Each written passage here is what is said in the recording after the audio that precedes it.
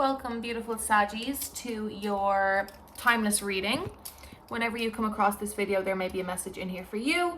Just remember, Saggies, that cards are only meant to help you strengthen your connection to your own intuition, right? They're not meant to make decisions for you or determine your absolute future or anything like that. God's will is always at play, and you also have free will as well.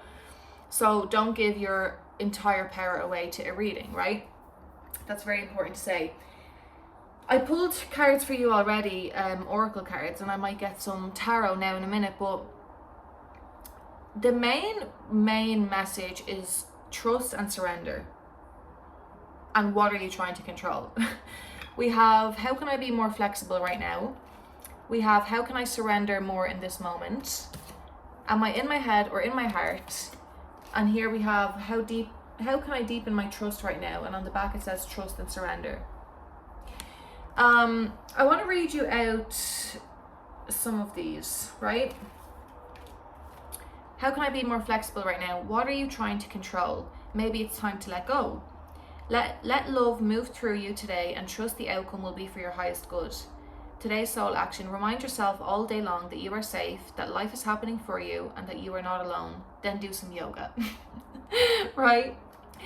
And we have here, it is essential to have clear, strong intentions of what we desire, but it's equally important for us to detach from the outcome. I think it's really, really, really important when it comes especially to manifestation or like wanting to bring something to fruition, which is absolutely nothing wrong with that whatsoever, is to not attach to a time frame. Like, work towards it, set the intention, make the plan, right? But don't give yourself a time limit, because I feel that, you know, we need, the thing about it is we are co-creating with God, right? There's something here, one of these cards actually said, yeah, mastering our thoughts is about being the creator of our own life. Yes, we are the creator of our own lives, but we are also co-creating with God, and God's will and God's timing is always at play. And I think that's so important. That's something that I've really, really remembered in the last while, is because, you know, when we take it all upon our own shoulders without leaning on God and having faith and having trust in the timing of our lives, we get frustrated, we think we're falling behind, we start to have all these doubts, we start to add unnecessary burdens to ourselves, to our plans, to our life's purpose, to our mission, that really don't need to be there, right? So if you can just hold the vision, like we have the happily ever after card here in the present moment. I love this card so much. It's like the 10 of Cups card for me in tarot. Hold the vision and work towards it, but surrender to the timing. Now, the timing was not mentioned here, but I really feel that that's very important. That's very, very important. It's time to surrender. Let the universe have some breathing room to work, right? Let go of the wheel and trust so deeply that your trust turns into gratitude for what you cannot yet see, but you know is coming. Like, that is amazing. That is so powerful. I love that. I love that. Today's soul action, know this so deeply that your soul vibrates. You are not alone.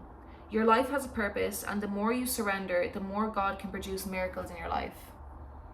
Saggies, come on, right?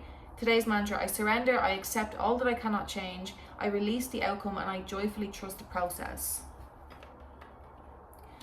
Am I in my head or in my heart?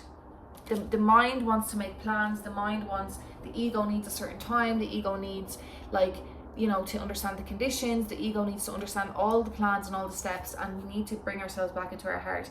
My partner is a Saggy, hi baby, and he is obsessed with Eckhart Tolle and the power of now, and so that's, I really recommend that book.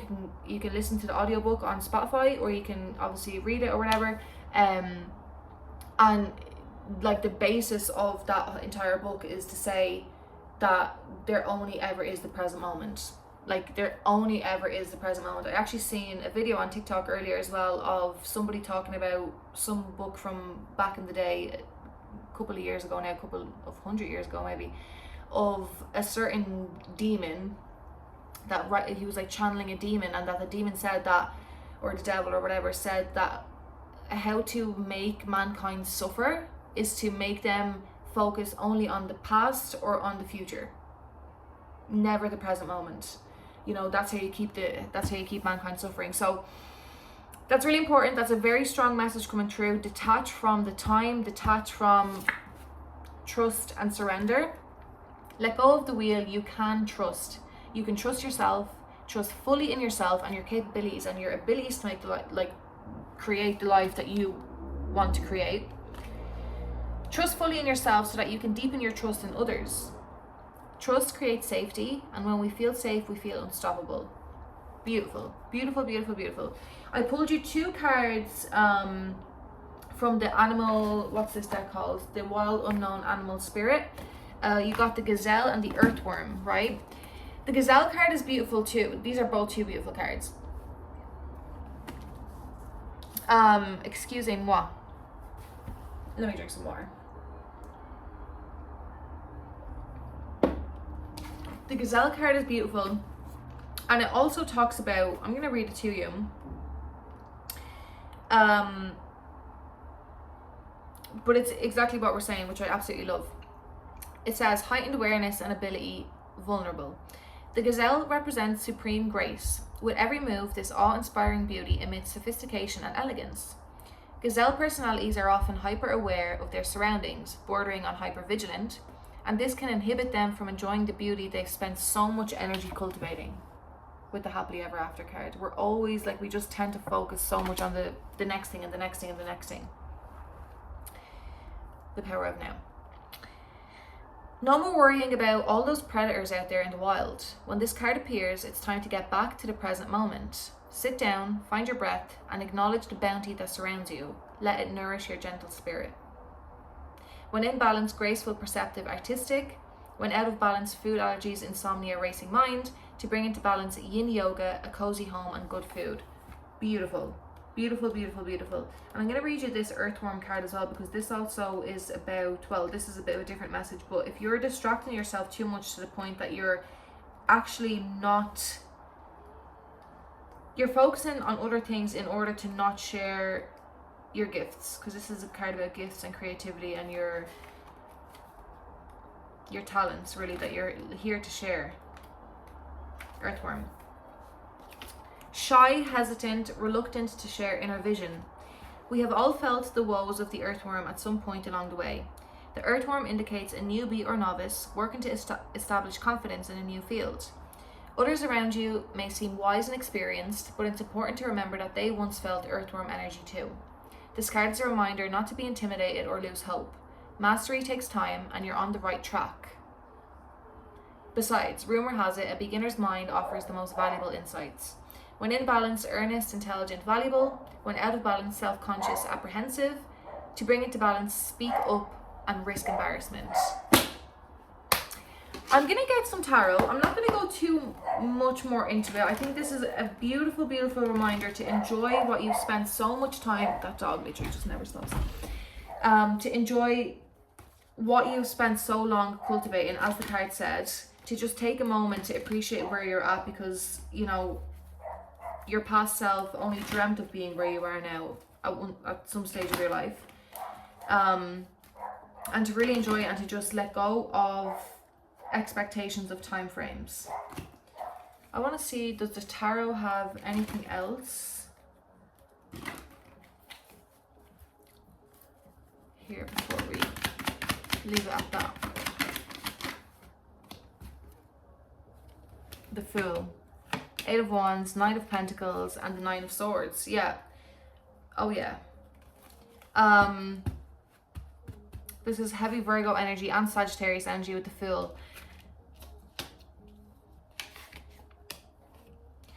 I think, you know, it's just about getting back in touch with your inner child. Like having, like, the Fool card is the very beginning of the journey, but it's also about having this childlike wonder and trust in the world, in God, in your plan, in your path. Like really just having exactly what you need, knowing exactly what you need to know, and trusting that the path is going to unfold for you as you go. Like being so carefree about it that it just, everything just aligns, and then you end up going on this beautiful, amazing journey to faraway lands. This is a card about travel. This is a card about inner joy, and it's a card of exploration. It's like the epitome of Sagittarius.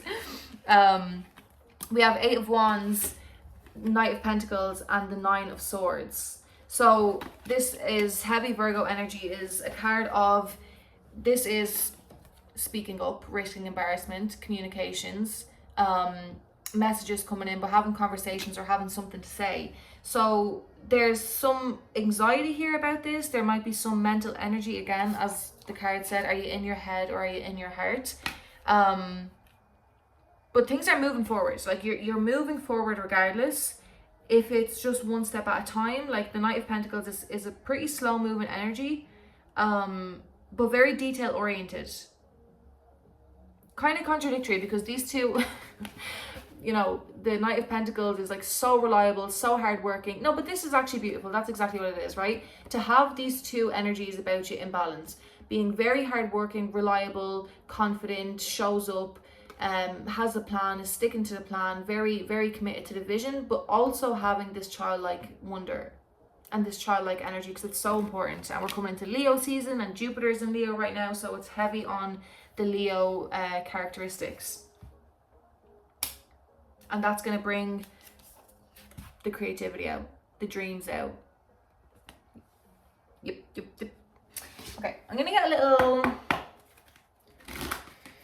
I'm going to leave it there today, Saggies. This is my 5th reading today that I filmed, so I'm kind of all read it out. Okay, I am the angel of families. A happy change or addition is coming to your family. Okay. Seraphine. I'm the angel of families. A happy change or addition is coming to your family. I'll take it. You are confused and indecisive because you do not have enough information. Do research or seek expert advice before making a decision.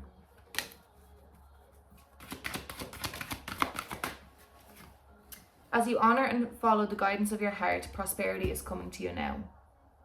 And the inner heart, like the heart chakra, it's all about the inner joy, the inner child, and nurturing all of that.